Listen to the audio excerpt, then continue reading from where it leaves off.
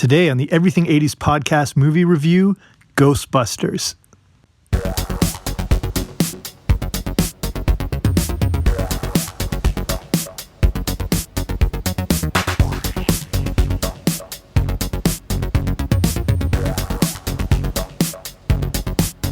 Hey guys, what's happening? Welcome back to the Everything 80s podcast movie review. We're looking at Ghostbusters today, the great 1984 supernatural comedy directed by Ivan Reitman. It stars some of the best people in the business, including Dan Aykroyd, Harold Ramis, Bill Murray, Sigourney Weaver, Rick Moranis, all the greats. So what we'll do is go over, the whole plot of the movie. We'll look at some behind the scenes stuff. We'll look at some of the different themes that are explored. And if you stay tuned to the end, I've got a pretty cool new book release. Not my book, but a Ghostbusters related book that's coming out. I'll give you more details about that at the end. So let's start with the whole plot breakdown. So we start with three guys, Peter Venkman, Ray Stantz, and Egon Spengler, and they're scientists at Columbia University, and they investigate the paranormal. So following their first encounter with a ghost they find at the New York Public Library, they end up being fired by the dean, and he dismisses all their work and all their credibility, everything they've done. So in response to that, they create what they call the Ghostbusters, which is a paranormal investigation and elimination, sort of like an exterminator, but they're doing it for ghosts. So they end up finding an old firehouse, and they develop a lot of high-tech equipment to be able to capture and hold on to the ghosts. They also end up with a sort of combination car that's part hearse, part old medical thing they call the ectomobile, and that helps support the whole business. So they're putting out ads on TV and everything like that, and they run across a lady named Dana Barrett who's dismissive of the whole thing, but has to end up calling them because she has some paranormal activity of her own in her own kitchen. So she recounts the whole event, and she describes how when she opens her fridge, she sees this creature that just says one word, Zool. So Venkman, he, is trying to reassure her. This is, of course, the amazing Bill Murray, and he's obviously romantically interested in her, while Ray and Egon are the ones actually researching her claim. So everything is, going along pretty slow at first. Business is slow until they have this opportunity to go to the Sedgwick Hotel to remove a ghost from there. So as they're going along, Egon warns the group. They use these photon blaster things, and he talks about never crossing the energy streams from the proton pack weapons, as that could cause, a whole catastrophic explosion. So they end up capturing their very first ghost, and then they take it back to the firehouse where they have this like containment unit, and they can transfer the ghosts into it.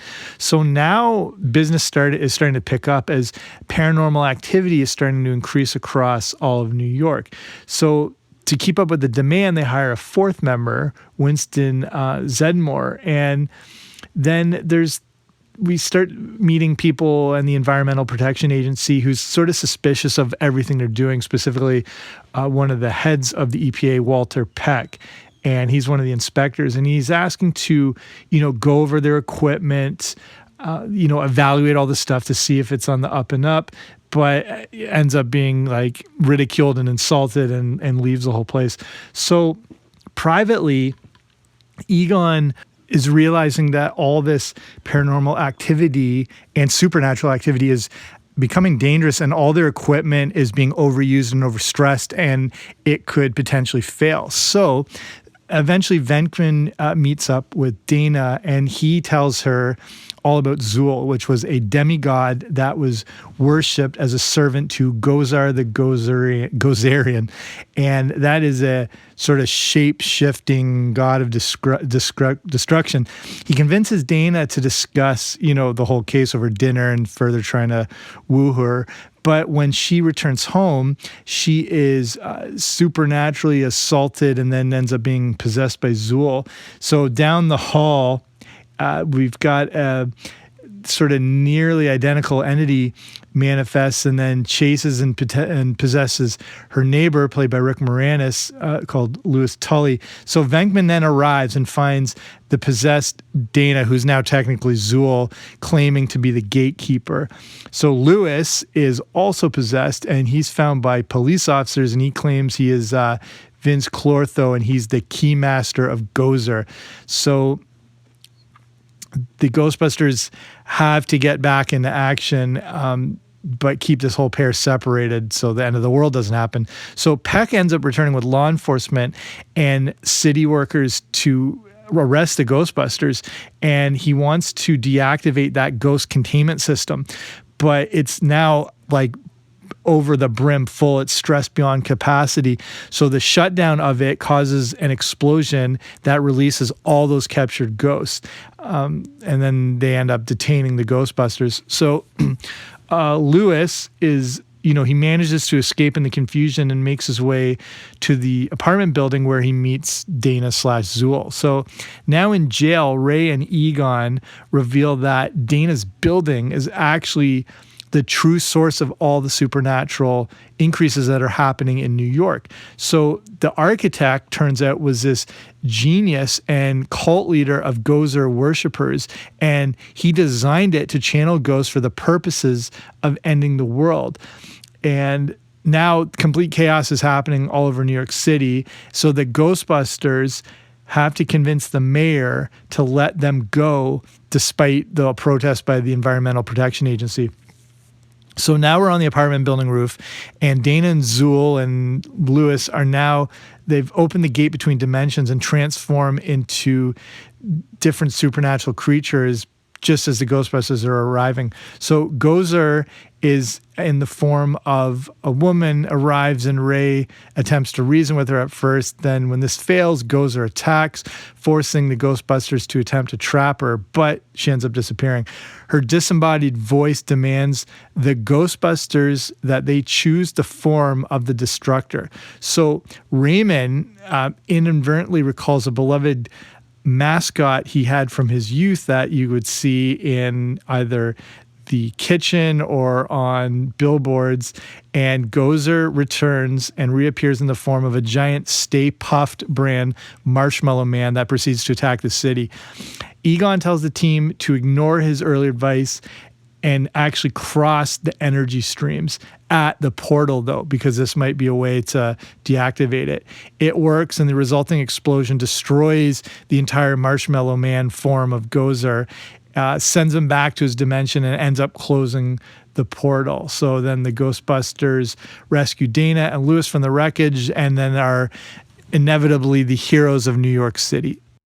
So, the first thing, we could be here for hours, but the first thing about Ghostbusters, which is so amazing, is it really encompassed what 80s movies were all about, because it has elements of different genres wrapped into one, like horror, science fiction, action, comedy. It was something that the movies in the 80s did, like say like Back to the Future, same thing. It's like action adventure, it's science fiction, it's comedy. Same thing like Indiana Jones movies. And I think that's what makes these 80s movies like absolute hallmarks. So it was a horror movie, but more in an 80s kids-friendly way. Some of the Ghostbusters stuff and ghosts could scare us, but it was more in a cartoon sense and not like in a damaging Poltergeist or The Shining sense. You know what I mean? It felt a little more juvenile and a little more accessible, I'd say, from a kid's perspective. So, the thing, it's got all this like amazing imagery, the most perfect casting probably ever, very memorable music, and again, like all these iconic characters, including, like Slimer or the Stay Puft Marshmallow Man, all that sort of thing. So as far as behind the scenes things go, there's so much that happened with this movie. Like just starting off the bat, some of the original, as good as the cast members were, some people also considered to be in the movie were Julia Roberts, but also John Candy, which would have been amazing and I think worked perfect. It was pretty high budget. It was $25 to $30 million for what was, technically a comedy, even though it was a science fiction movie. Still a pretty high price tag, but it ended up making quite a lot of money, upwards of almost 300 million and that's in 84. So if you convert it for today, it was around 775 million, which is, again, pretty amazing. Again, there was a real rush to get this movie done, and they only had a few takes on every scene to get the thing done in time. And it was filmed in around 5 months, but the editing took like 6 months to do. So that's why there's a good energy in the acting and the performances, because you're getting like their initial take and their sort of first readings of the lines. Interesting thing with Slimer, that he took 6 months to design and cost around $300,000. Also interesting, he was never called Slimer specifically in the movie. We think of him as Slimer because of the real Ghostbusters cartoon where he got that name. Another interesting thing, because the movie was made by Dan Aykroyd, Slimer was partly based on John Belushi as a tribute to him. The end of the movie, when they disintegrate the Marshmallow Man and all the marshmallows falling on the crowd, was actually shaving cream, and they were dumping so much it was actually like hurting a lot of people. The one scene where they are running through Rockefeller Center, you remember, like with Bill Murray and Aykroyd, I forget who else is in that scene, but they're actually getting chased by real security, so that was a real scene. The thing is, you think that they filmed Saturday Night Live at Rockefeller Center, you think that a security guard would know who the hell Dan Aykroyd and Bill Murray were. Like, they're the legends of that show. Interesting with the production of the movie, there was no faith in this thing, and like from the agents of the actors to the different chairmen from the studios, everyone thought they were going to lose their shirts over this thing. And the fact that it had a budget of upwards of $30 million was absolutely insane. The one thing they did that was really smart was they started an early advertising campaign. And the big thing I think that helped it, and to me, especially from the kid's perspective, was the logo. You know, the red circle with the line across it with the white ghost coming out of it, the very cartoony look. And that was helpful because that's how they first tried to drive interest to the movie. And that logo was very recognizable. So in the lead up to the movie, a lot of people instantly knew what it was because of that iconic image. And again, with, say, like from a kid's perspective, you knew it wasn't a cartoon movie, but the fact they used a cartoon ghost in this like no ghost symbol made it more appealing to kids, as opposed to, again, like, you know, Nightmare on Elm Street or The Shining, which is clearly not a kid's movie. Not that Ghostbusters is primarily a kid's movie, but it does have that appeal to kids. So it comes out on June 8th, 1984, on a pretty big weekend. It opened the same time as Gremlins did, and which was also the third week of Indiana Jones and the Temple of Doom. So 84 is a huge year for classic movies. So besides those three, you've got Terminator, The Karate Kid, Nightmare on Elm Street. You've got movies like Romancing the Stone. You've got The Never-Ending Story.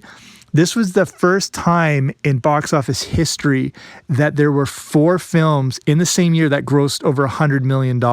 So like blockbusters are starting to become a regular thing. Like, say, obviously, like, you know, Star Wars being as big as it was, but then after that you had E.T., which like dethroned it. But then you had Indiana Jones and Raiders of the Lost Ark, which was huge. So blockbusters were slowly starting to happen. By 1984, it was becoming a real thing that you could have multiple huge movies in the same year. So let's look at a few more reasons, actually more of the themes of it. And Ghostbusters does have some very interesting themes specifically put in there.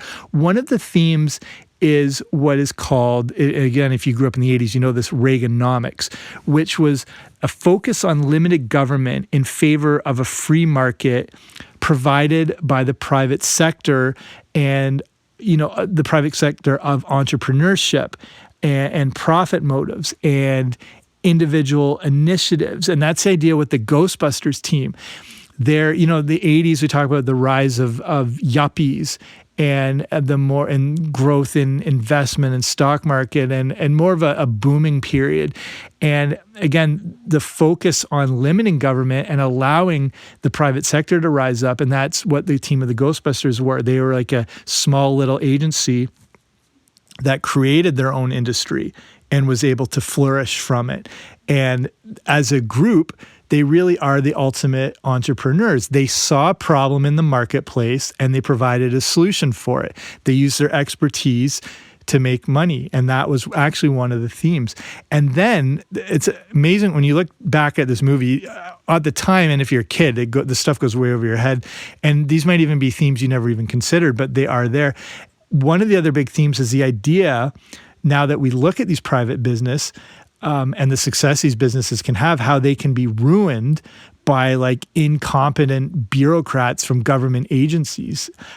So example in that, with the Ghostbusters, that when the containment unit problem, when the EPA comes in, they let the spirits fly over the city.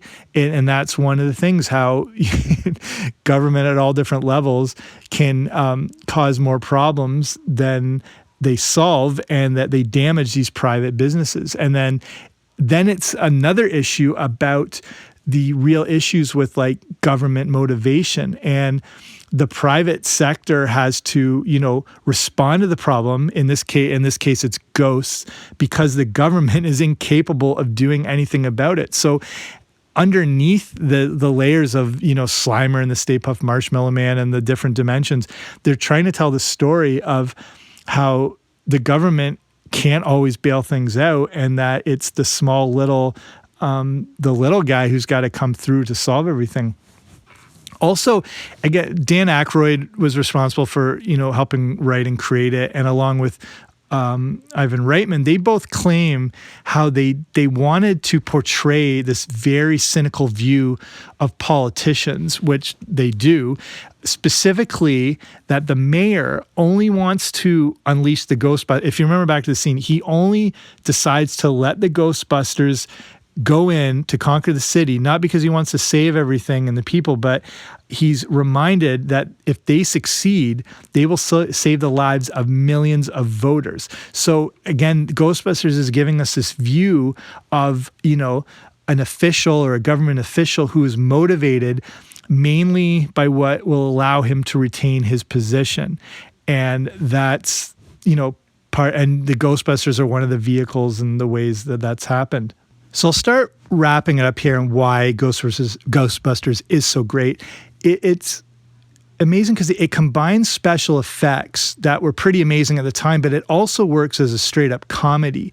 And at this point, this is 1984, not that this wasn't happening, but usually you only got one or the other in a movie. It was either a straight up science fiction movie or special effects, or it was a straight up comedy. So, but it was able to combine these things and work equally as one or the other. And the other thing is it always felt like a bit of an underground cult movie because it has all these great lines. It's got all this quotability. It's got all the memorable characters, but it also, it feels that way despite being a massive blockbuster.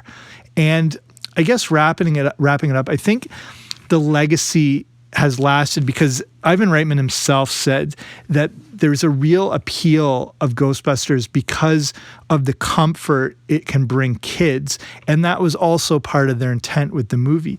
I mean, generally, kids are scared to death of things like ghosts and the paranormal and everything like that. But watching Ghostbusters gives a sense that you can control these things.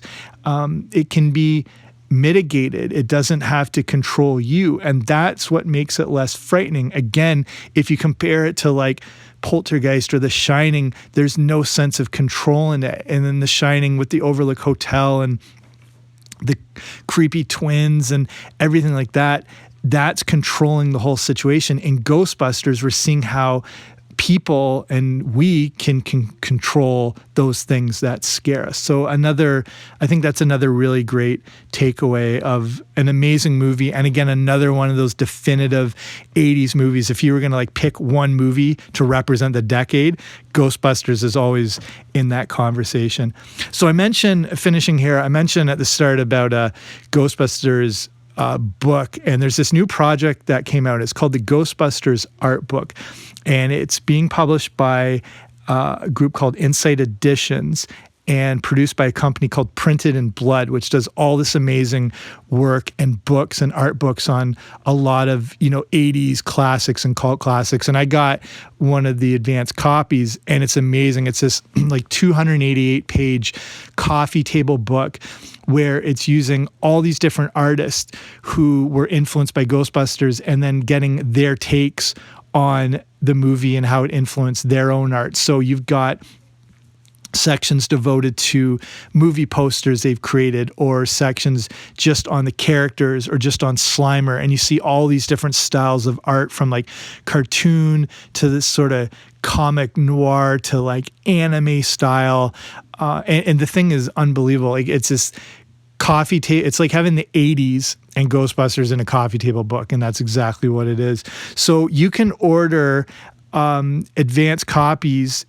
I'm not sure when exactly it comes out, but if you go to everything80spodcast.com/Ghostbusters, I've got a whole breakdown of the book, as well as some pictures of it and the links where you can pre-order it on Amazon. So I'll finish here. That's it for me. Thank you for listening. If you haven't already, subscribed to the show wherever you find your podcast. I should be there. And I appreciate you taking the time to listen to the show. I know there's a million podcasts out there, so the fact you're taking the time to listen to this one means a lot. But I will be back very soon with a new episode, so don't you dare miss it.